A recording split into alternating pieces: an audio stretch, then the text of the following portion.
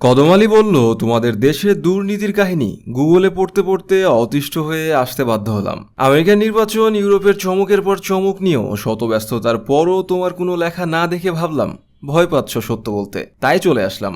অবশ্য লিঙ্কডইনে নিয়মিত লিখছ। বললাম, বাহ, ভালো বলেছ তো। যার কোনো বিচার হয় না তার সাহসে সাহসী হতে হয়। উল্টাপাল্টা লেখার কারণে জেলে তো আমার যেতে হবে। তোমাদের দেশে কি রাজনীতিবিদের অভাব? একজন বয়সের ভারে স্মৃতি হাতড়িয়ে বেড়ান, অন্যজন পর্ন তারকাকে ঘুষ দেওয়ার অপরাধের মামলায় বিচারাধীন। এদেরকে কেন প্রেসিডেন্ট প্রার্থী করতে হবে? খবরে প্রকাশ হয়েছে বর্তমান প্রেসিডেন্টের ছেলে নাকি দুর্নীতি মামলায় দণ্ডিত। দুঃখিত, তোমরা তো সেটাকে কেলেঙ্কারি বলো। তুমি অস্থির হয়েছ এদেশের দুর্নীতি পড়ে। কেন, ওই দেশের লোকের কথা কি খুঁজে পাও না? গুলি করে একসাথে 15-20 জনকে মেরে ফেললে তাদের বলো অজ্ঞাতনামা বন্দুকধারী, আর আমার দেশের পটকা ফুটলে বলো জঙ্গি হামলা। আর কত মানবতাবাদী সেজে দুর্বল ফিলিস্তিনি হত্যা করবা? ও বলল, গুরু মোর মহাগুরু তোমারে সালাম। ভালো করতে এসে কথা শুনতে হবে জানতাম না। বলতে চেয়েছিলাম তোমার লেখা তো গঠনমূলক হয়। সব জানতারা সাংবাদিক সম্মেলন করে যা করছে সেটা কিছু হচ্ছে না। আবার তারাই বলে বাক স্বাধীনতা নাই। জানি তুমি রাজস্ব খাতের বাহিরে যাওয়া না, উল্টো বলে ফেললা ভিসা স্যাংশন হওয়ার মতো কথা। বললাম, রাজস্ব খাতের দুর্নীতি হলো অ্যাকাউন্ট সিস্টেমের মতো ডাবল এন্ট্রি, যার উভয় পক্ষ সরকার ও অর্থনীতির মূল চালিকা শক্তি। দ্রুত পদক্ষেপ না নিলে ভেঙে পড়বে রাজস্ব আদায় সিস্টেম অথবা বন্ধ হবে ব্যবসা। উভয় পক্ষ রাজস্ব আদায় ও প্রদান থেকে বের হয়ে যোগ দিয়েছে সুবিধা দেওয়া ও নেওয়ার গ্রুপে। তবে সংখ্যা বিবেচনায় সেটা কম হলেও রাজস্ব খাত হারাবে আস্থার জায়গা। ভ্যাট দায়মুক্ত থেকে লাভজনক ব্যবসা পরিচালনার বিশ্বস্ত সহযোগী দ্য রিয়েল কনসালটেশন। স্বচ্ছ ভ্যাট আইনে দক্ষ ন্যায্য ভ্যাট প্রদানে। ও বলল, খুব ভালো বলেছ তো। এসব নিয়ে অধিক চিন্তা করো বলেই ঘুম ঠিক মতো হয় না। দুর্নীতির জন্ম হয় সুবিধা দেওয়া ও নেওয়া থেকে। যত যাই বলো না কেন, এখাতে জুলুম হয় না, সব আন্ডারস্ট্যান্ডিং বলে মনে হয়। দায়ী উভয় পক্ষের সাথে তৃতীয় পক্ষ হিসেবে যুক্ত কনসালটেন্সি পেশায় থাকো তোমরা। নিজের পেশার লোকদের যুক্ত করতে লজ্জা পাচ্ছ কেন?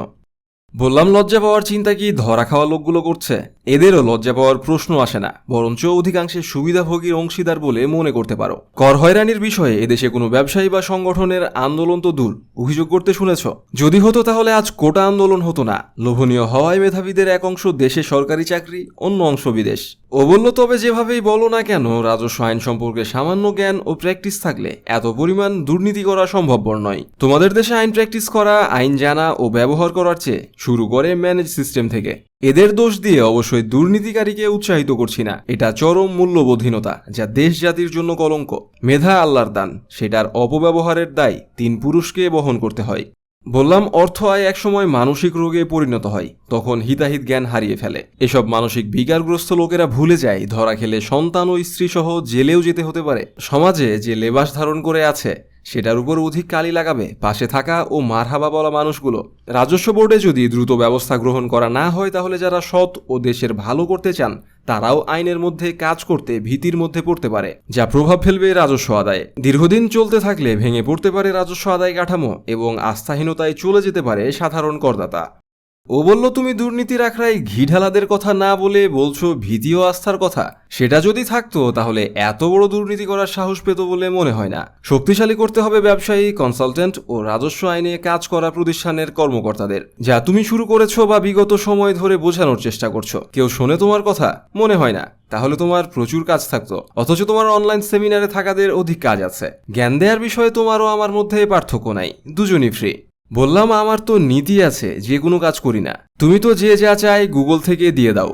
শোনো, যে কোনো বৃহৎ উদ্দেশ্য সাধনের জন্য ক্ষুদ্র স্বার্থ ত্যাগ করতে হয়, আর উদ্দেশ্য সাধন না হলে ভূপেন হাজারিকার মতো গেয়ে উঠব। বলো কি তোমার ক্ষতি? জীবনের অথৈ নদী পার হয় তোমাকে ধরে দুর্বল মানুষ যদি। ও বলল, তোমার মতো যদি আরো কিছু মানুষ বা প্রতিষ্ঠান এগিয়ে আসতো বা তোমাদের সাথে থাকতো, তাহলে কাজগুলো সহজ হতো। যতক্ষণ না আসে ততক্ষণ গাইতে থাকো। যদি তোর ডাক শুনে কেউ না আসে, তবে একলা চলো রে।